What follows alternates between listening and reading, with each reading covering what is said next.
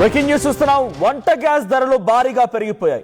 యుద్ధం నేపథ్యంలో చాలా పెద్ద మొత్తంలో ఇటు పెట్రోలియం, డీజిల్ అండ్ గ్యాస్, మరోవైపు గోల్డ్, సిల్వర్ ఇటువంటి వాటి ప్రైజులు చాలా విపరీతంగా పెరగబోతున్నాయని చెప్పి ఆర్టీవీ ముందుగానే చెప్పుకొచ్చింది.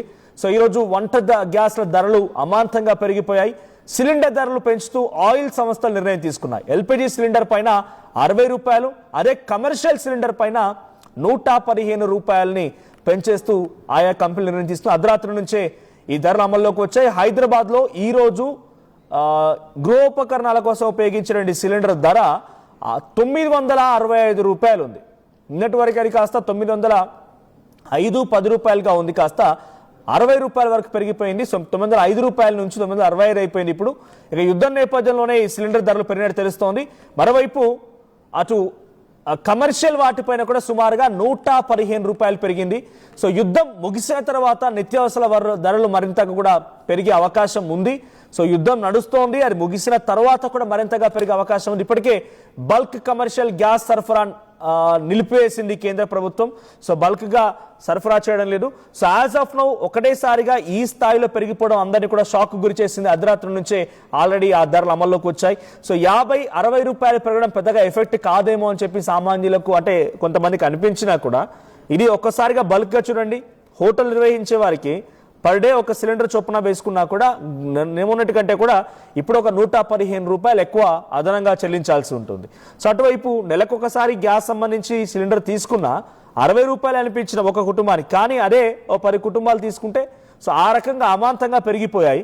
సో కొంత ఇప్పుడు దీని ఎఫెక్ట్ ఎక్కువగా చూపించేది కమర్షియల్గా వాడేటువంటి కమర్షియల్ సిలిండర్స్ కోసం వరకు మాత్రమే కొంత ఎక్కువగా ఎఫెక్ట్ చూపించబోతోంది. సో 115 రూపాయలు కమర్షియల్ పైన, 60 రూపాయలు ఎల్పిజి సిలిండర్ పైన పెరిగిపోయాయి.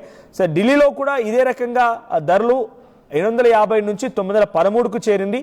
ముంబైలో 852 నుంచి 879కి చేరింది. సో ఇట్లా వివిధ స్టేట్స్లో ఏ రకంగా ఉందో చెప్పే ప్రయత్నం చేస్తున్నాను. సో దీంతో పాటుగా దేశంలో ఇంధన సరఫరాకు సంబంధించిన విషయంలో కూడా ఇప్పటివరకు ఎటువంటి కొరత లేదు, కానీ ఎప్పుడైనా సరఫరా అంతరాయాల గురించి ఎదురైతే మాత్రం అమాంతంగా ఒక్కసారిగా పెట్రోల్ పెరిగిపోయే అవకాశం ఉంది.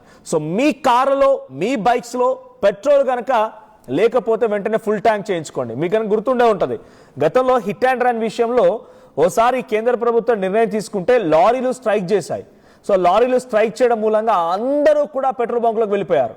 కొన్ని గంటల తరబడి, 1-2 రోజుల పాటుగా పెట్రోల్ బంకుల్లో గంటల తరబడి అందరూ వెయిట్ చేయాల్సి వచ్చింది. కొన్ని పెట్రోల్ బంకులు అసలు పెట్రోల్ లేదు, అటువంటి సిచ్యువేషన్ కూడా వచ్చింది. అటువంటి సిచ్యువేషన్ ఇప్పుడు రాదు ఎగ్జాక్ట్గా, బట్ బిఫోర్ మనం ముందస్తుగా కనుక ఆలోచిస్తే పెట్రోల్ ధరలు మాత్రం పెరిగే అవకాశం అయితే ఉంది. కాబట్టి ఇంధన కొరత లేదు ఇప్పటివరకు అయితే, బట్ కొరత ఏర్పడే అవకాశం ఉంది. సో కొంత రేట్స్ మాత్రం పెరిగే అవకాశం ఉంది. సో డిమాండ్ ఎక్కువగా ఉన్నప్పుడు ఆటోమేటిక్గా రేట్స్ పెరిగిపోతాయి, కాబట్టి రేట్ అయితే పెరగొచ్చు, పెట్రోల్ ప్రైస్ పెరగొచ్చు. ఆల్మోస్ట్ ఆల్ 120 వరకు ఈ యుద్ధం సమయంలో రీచ్ అయ్యే అవకాశాలు ఎక్కువగా ఉన్నాయట్టుగా అనలిస్టులు చెప్తున్నారు.